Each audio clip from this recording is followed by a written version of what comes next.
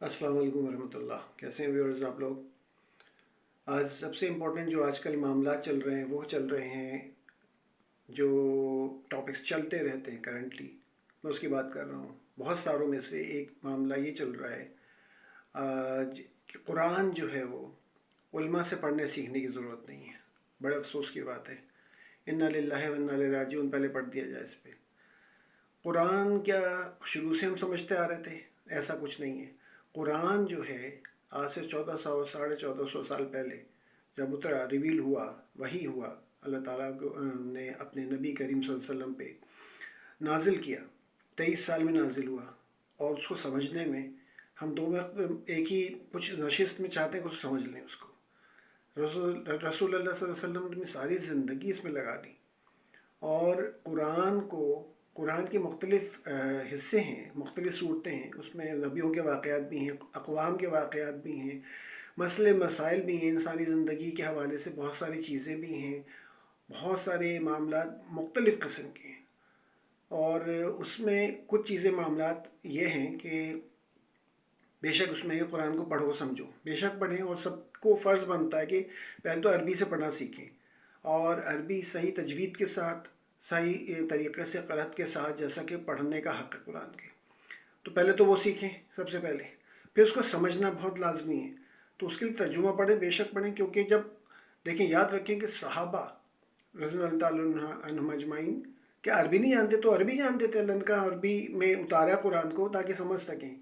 तो वो उस वक्त, जहाँ उस वक्त लोगों के लिए उतरा, उसके बावजूद सहाबा को कुरान को सीखने में बहुत वक्त लगा। वो सीखने जाते थे रसूलुल्लाह सल्लल्लाहु अलैहि वसल्लम के पास। फिर रसूलुल्लाह सल्लल्लाहु अलैहि वसल्लम ने जिन लोगों को इसके लिए रखा गया कि भाई ये लोग समझ सकते हैं कुरान को, क्योंकि रसूल के बहुत करीब थे, उनसे जाके सहाबा पूछते थे। हर दफ़ा रसूलुल्लाह सल्लल्लाहु अलैहि वसल्लम के पास जाके पूछना ये मामूली बात नहीं थी, आसान नहीं होता था, और एक हुर्बत थी उनकी।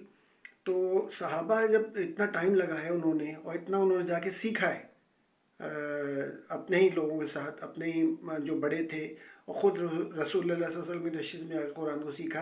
क्या वो अरबी नहीं जानते थे? अरबी पर वो नहीं रखते थे, बड़े बड़े माहिर लोग थे, फिर भी कुरान को सीखना पड़ा है।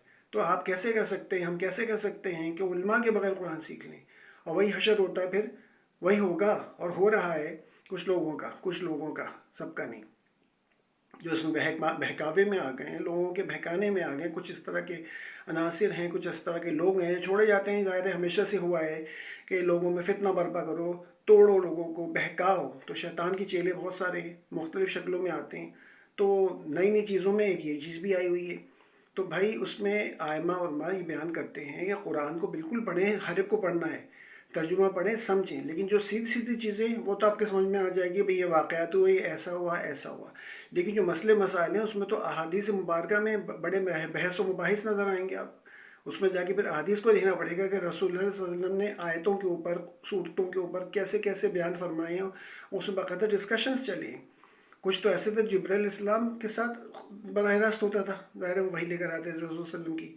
और इस तरह से बहुत से, फिर बाद में उन्होंने अपने जो बहुत ही जय्यत यानी कि बहुत आला दर्जे के सहाबा थे, जो रसूल सल्लम के बहुत करीब थे, उनसे उसमें डिस्कशंस किए हैं।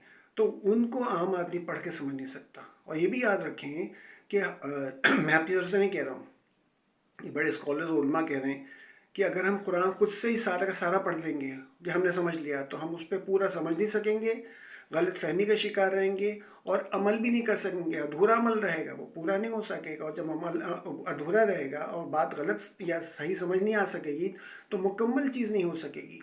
तो कुरान को खुद से पढ़ लेना, ज़रूर पढ़ें, समझें, लेकिन ऐसे हो सके कि हम खुद ही से काबिल बन जाएं, तो फिर हम तफसीर भी लिखना शुरू कर देंगे एक दिन, और ख़ुद अपने अपने तर्जुमे निकाले लगेंगे लोग। तो ये फितना है, बहुत ख़राब है। अल्लाह ताला ने कुरान की हिफाजत का ज़िम्मा लिया है अपने, याद रखें। 14 साल में कोई कुरान में तब्दीली करना चाहा लोगों ने बहुत, लेकिन नहीं हो सकी। अब भी होता है तो कुरान का पता चल जाता है किस पब्लिशर की, किस प्रिंट वाले की इतनी गलतियाँ हैं। पूरा पूरा आ गया बयान, सब मौजूद है, किसके कुरान में क्या गड़बड़ है। ये अल्लाह ताला ने जब जिम्मेदारी ली है तो अल्लाह ताला उसको छोड़ने वाला नहीं है। तो इसमें याद रखिए कि कुरान को बेशक पढ़ें, पूरा तर्जुमा पढ़ें, तफसीर जहाँ तक है पढ़ें उसको, लेकिन उलमा से बग़ैर पूछे, बग़ैर सीखे उसको हम पूरी तरह नहीं समझ सकते। तो लिहाजा में दोनों काम करना है, यानी कुरान को ख़ुद भी पढ़ना है तर्जुमे के साथ, اور پھر کو علماء سے سیکھنا بھی ہے. اسکالرس بہت سارے ہیں ایسے ہیں جو قرآن کے اسکالرس ہیں، آپ ان کو کہہ سکتے ہیں کہ اسکالرز میں بہرحال ہمارے علماء جو ہیں ان کا سلسلہ الگ ہے، اور بہت سے اسکالرز جو ہیں بہت ہی ماڈیفیکیشن اس میں کرنے کی کوشش کرتے ہیں. یہ غلط ہے. یہ بھی دیکھنا چاہیے کہ اسکالر کیسا ہے. اسکالر جو ہے وہ علماء سے ٹکراؤ میں تو نہیں آ رہا ہے، تو وہ جو ہے اس کا خیال رکھنا پڑے گا. تفسیر لکھنا ہر ایک کی بس کی بات نہیں ہوتی، اور اس کے لیے عربی پہ سب سے پہلے تو عربی پہ پورا عبور ہو اس کو، اور پھر جس زبان میں ترجمہ کر رہا ہے اس پہ بھی عبور ہو، تب کہیں جا کر کے وہ. اور بعض لوگ تو کہتے ہیں، بعضی روایتیں ہیں کہ اور بھی زبانوں پہ عبور ہو تب جا کے وہ تفسیر لکھ سکتا ہے، ترجمہ کر سکتا ہے. تفسیر تو دور کی بات ہے، تفسیر تو بہت بات کی بات ہے، ترجمہ بھی آسانی سے نہیں کر سکتا. اور سب سے زیادہ ایک بات پہ زور دیتے ہیں کہ ساری باتیں چھوڑ دیں، اتنا بڑا قرآن ہے، سب سے پہلے سورہ فاتحہ جو پہلی سورہ ہے اس کو پڑھیں، اس کو سمجھیں. اس کی بڑی تفصیل ہے.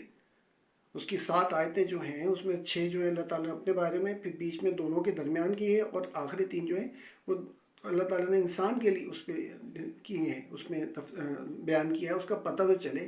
وہ دعاؤں کی سب سے اہم دعا ہے، ہر نماز سے پہلے پڑھی جاتی ہے. جب بھی قرآن ہم اٹھاتے ہیں پڑھنے کے، چاہے کہیں بھی بیچ میں چھوڑا ہو، پہلے ہم سورہ فاتحہ پڑھتے ہیں اور پھر اس کے بعد وہاں سے شروع کرتے ہیں. جب بھی ہم کسی قرآن خانے میں جاتے ہیں، کوئی بھی سپارہ لے کے پڑھیں گے، پہلے سورہ فاتحہ پڑھتے ہیں، پھر وہاں سے سپارہ شروع کرتے ہیں. ہر نماز میں، ہر رکعت میں، نماز میں پہلے سورہ فاتحہ ہے. اور جو خالی ہوتا ہے، جو میں 4 رکعت یا 3 رکعت ایسی ہوتی ہیں نمازیں فرض میں، ظہر کی، عشاء کی اور مغرب کی، تو اس میں جو پہلی 2 کے بعد جو تیسری یا چوتھی ہوتی ہے اس میں ہم صرف سورہ فاتحہ ہی پڑھتے ہیں، اور کوئی سورہ نہیں ہے تو سورہ فاتحہ تو ہے. اتنی اہمیت ہے اس کی. تو ہم پہلے سورہ فاتحہ کو تو جانیں، پہلے اس کو تو سمجھیں کہ اللہ تعالیٰ نے سورہ فاتحہ میں کیا بیان کیا ہے، جس کو ہم اس کا سمجھیں پورا ماخذ اس میں نکل آئے گا. اور اس کے بعد پھر ہم یاسین جو قرآن کا دل ہے، سورہ رحمان جو عروس قرآن کہلاتی ہے، اس میں ذکر ہے اللہ، بار بار اللہ تعالیٰ نے کہا ہے کہ تم فَبِأَيِّ آلَاءِ رَبِّكُمَا تُكَذِّبَانِ، تم کن کن نعمتوں کو جھٹلاؤ گے اللہ تعالیٰ کی. بار بار تقریباً 30+ کتنا انہوں نے ذکر کیا اللہ تعالیٰ نے اس میں. گن لیں آپ اس کو کہ کیوں بار بار ذکر کیا ہے، تاکہ انسان جو ہے وہ کفران نعمت جو کر رہے ہیں وہ بھی سمجھیں، اور جو بھول گئے شکرانہ نہیں کرتے وہ بھی شکر ادا کریں اللہ کا. ایک ایک چیز پر اللہ کو ہمیں سجدوں کی ضرورت نہیں ہے. ہم تو ابھی رمضان آ گئے، لائن دھڑا دھڑ نفل سجدے، بڑا کمال کی عید آئی، چھٹی ہو گئی. اللہ کو ہمیں ضرورت نہیں ہے. جب سورج، چاند، ستارے، آسمان، زمین، درخت، پہاڑ، دریا، سب سمندر، لہریں، یہ سب چیزیں اللہ تعالیٰ کو سجدہ کر رہی ہیں، تو پھر ہمیں کیا حیثیت ہے ہماری؟ اللہ کو ہمیں سجدوں کی ضرورت نہیں. ہمیں ضرورت ہے کہ وہ توجہ دے دے ہماری طرف ایک، اور ہم ایک توجہ دیتے ہیں تو اللہ 10 توجہ دیتا ہے. اور پلٹ کے اسی بات جانا ہے. پچھلی ویڈیو میں نے ذکر کیا جس میں 2 زندگیوں، جو پہلی زندگی پھر دوسری زندگی، بیچ میں موت کا ذکر کیا ہے. اس میں یہی بیان کیا ہے کہ انسان جو ہے وہ یہاں پہ عارضی زندگی گزار رہا ہے، اور آخرت بہت بڑا ہے سمندر.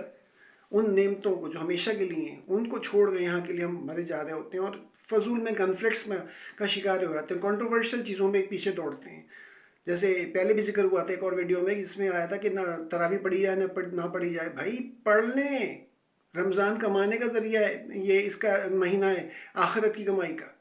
یہاں کی کمائی کا بڑا یاد آتا ہے. تو وہی چیزیں ریپیٹ نہیں کرنی یہاں پہ، لیکن یہ ہر بات نئی نئی نکلی آ رہی ہے. فتنوں کا دور ہے، یاد رکھیے. دجالی فتنہ بہت قریب ہے، ہمیں نہیں پتہ آ گیا نہیں آ گیا، لیکن جو آثار نظر آ رہے ہیں.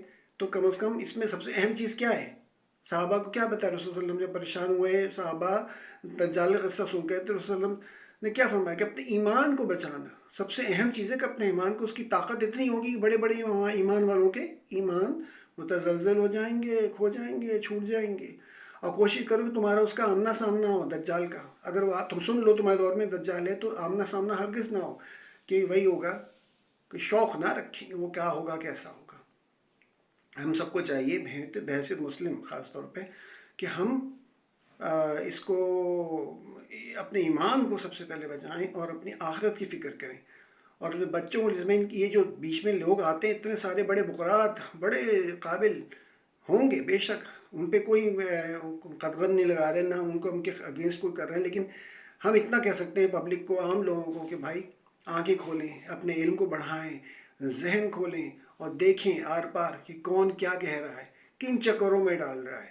آپ ٹارگیٹ، وہی والی بات ہے کہ ٹارگیٹ اچیو جو کرنا ہے تو ٹارگیٹ کی طرف نظر رکھیں، ٹارگیٹ آخرت، اور ان چکروں میں نہ پڑھیں کہ کیا کرنا ہے، کہ تراویح پڑھیں نہ پڑھیں، نفل پڑھیں نہ پڑھیں، سجدے کتنے کرنے تھے اور کون سی سورہ پڑھنے سے اتنا ہو جاتا ہے، ثواب ملتا ہے۔ بھائی آپ نارمل عبادت کریں، اللہ کو راضی کر لیں، حرام سے بچیں، حلال کھائیں، حلال کمائیں، نیکیاں کریں، برائیوں سے، یہ سب بہت ساری چیزیں بار بار وہی باتیں آتی ہیں، سب کو پتہ ہے، پتہ سب کو ہے، لیکن کیا ہے، عمل نہیں کرنا۔ میں بھی شامل ہوں، آپ بھی شامل ہیں۔ ہمیں کیا کرنا ہے، اس سے کیا ملتا ہے کہ بھائی ہم جو ہے چھوڑ نہیں سکتے۔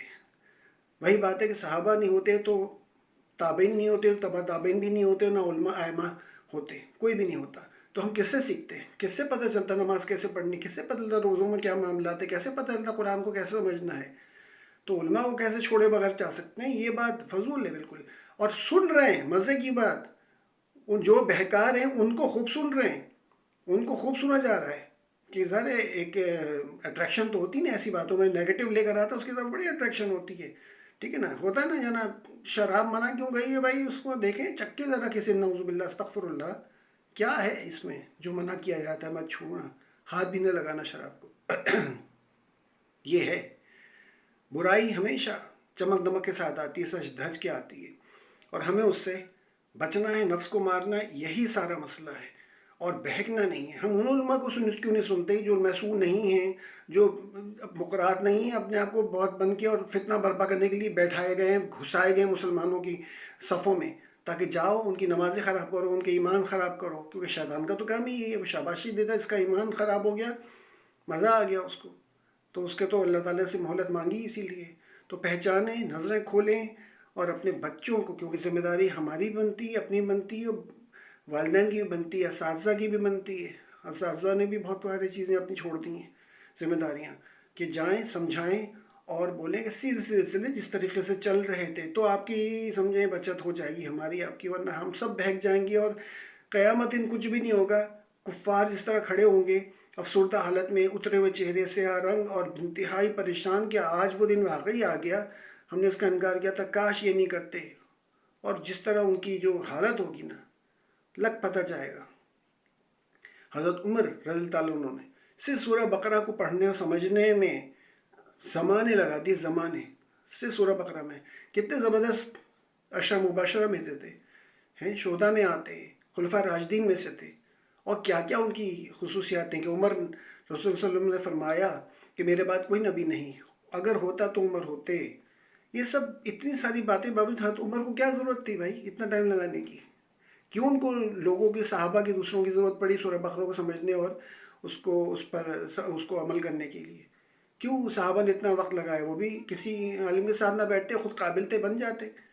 تو خود کرنے سے کچھ نہیں ہوتا۔ اور اس کی ایک اور مثال ہے، ہم اپنے بچوں کو اسکولوں مدارسوں میں بھیجتے ہیں، یونیورسٹی میں بھیجتے ہیں، بولیں استادوں کو نکالنے سارے، بچہ کتابیں موجود ہے خود پڑھ لے گا، قابل ہے، اس کو آتی ہے کتاب، انگلش بھی آتی ہے، اردو بھی آتی ہے، فارسی بھی آتی ہے، بھائی وہ پڑھ لے گا، خود بن جائے گا۔ استادوں کی کوئی ضرورت نہیں، استاد بہکا دیتے ہیں، کیا ضرورت ہے، کتاب خود پڑھو۔ تو بھائی ٹھیک ہے، سب خود پڑھ کے کتاب بن جاتے ہیں، بند کروا دیں سارے کالج یونیورسٹیوں اور مدارس، ٹھیک ہے نا؟ یار یہ ایسی باتیں نہ کریں، مذاق والی، عقل سے سوچیں سمجھیں، اللہ تعالیٰ ہم سب کو ہدایت دے۔ ہمارے اپنے لوگ ہیں، ہمارے اپنے بھائی ہیں، اور بس انسان ہے، میں ہوں، آپ میں، کوئی بہک سکتا ہے، شیطان کو اس میں آ جاتا ہے، انسان ٹو ار از ہیومن، غلطی کرنا انسان کا خاصہ ہے، لہٰذا ہو جاتا ہے، لیکن ابھی بھی جب تک سانسیں ہیں تو توبہ کے دروازے بند نہیں ہوئے، اور پلٹنے کے لیے موجود اللہ تعالیٰ ہر وقت باہیں کھولے کھڑا کہ میرا بندہ میرے پاس پلٹ کے کب آتا ہے۔ دنیا کے لوگ ناراض ہو جاتے ہیں، زمانے لگ جاتے ہیں منانے میں، اللہ تعالیٰ فٹافٹ مانگتا ہے، بہت مان لیتا ہے، فوراً مان لیتا ہے، آپ بس دو آنسو گرائیں اور سجدہ ریز ہو جائیں۔ ہم سب کو اللہ تعالیٰ ہدایت دے، اور اس مہینے کے برکت سے، خاص طور پہ جو رمضان چل رہا ہے آج کل، اور ہمارے ملک پر، ہم پوری امت پہ جو ہے، خاص طور پہ جو فتنوں کا دور ہے، اس سے ہم کو محفوظ رکھے، ہمارے ایمانوں کو، ہماری آئندہ نسلوں کو بھی محفوظ رکھے، آمین ثم آمین۔